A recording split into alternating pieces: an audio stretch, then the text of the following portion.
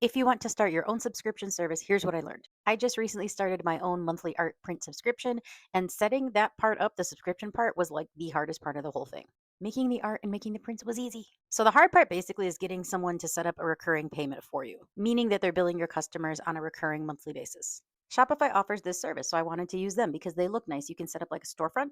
Shopify is also expensive. The first 3 months were a dollar each, and then it was $40 a month after that. But that dollar a month plan, I don't think allows you to use a subscription service if I remember correctly. I believe that was the reason that I ended up not going with Shopify. I like Big Cartel. That's who I used to have my shop through. I love them. They're easy to use, they look nice, and now they offer a subscription service. So I got super excited. And they handle the billing through Stripe, so you have to have a Stripe account. So I was setting up the Stripe account and it was just honestly so annoying. You have to register that you can collect taxes in your state. And then even though I didn't satisfy the needs of like having to do that, there's no way to tell them like, hey, no, actually I don't qualify. I don't need to do that. I could only select that I had already done it. Like it was just kind of a mess. But despite that, I managed to get it set up and then tested it. And what would happen is when someone went to sign up for the subscription service, it asked them to enter a price. Like the customer has to enter the price. And yes, you can write in the description, like, hey, it's, $8. So they know to enter $8. But what if they don't enter $8? This just seems like a lot of room for error. And as a customer, I've never had to enter the price of something I've bought before. Like, I don't know. That's kind of weird.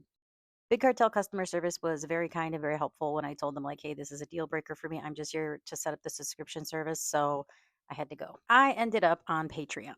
Now, the big con to me for Patreon is I believe if someone is going to subscribe, they now have to set up a Patreon account. Someone tell me if I'm wrong.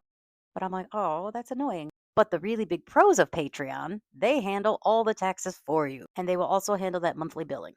I did also look into doing my subscription through Kofi, and that also was they're hands off. So it's like if anything is wrong with the subscription, they don't go to Kofi for help, they go to you for help. And once again, you're dealing with a service like Stripe where you have to have all this tax information, which a lot of it I have pretty easily. But once we get into like the registering for each state to be able to collect tax, like that to me just starts to get like that's a headache. Lastly, I did look at setting up directly through my GoDaddy, but they use Woo Commerce, I think they were called, instead of Stripe. Like that's who handles the payments for them. And the online reviews I read for Woo were like saying that it was not the easiest thing to use. So to me, being an artist is like the easy part. It's being a business person that I find more challenging. So I hope this information helps somebody. Yes, I'm on Patreon. Yes, if you want to subscribe, of course you should. I'm just glad that I can offer my service. I'm really excited about it. I love the idea of getting my art out there and getting my positive letters from me and Carl. Unfortunately, Carl and I feel the same way about filling out tax information.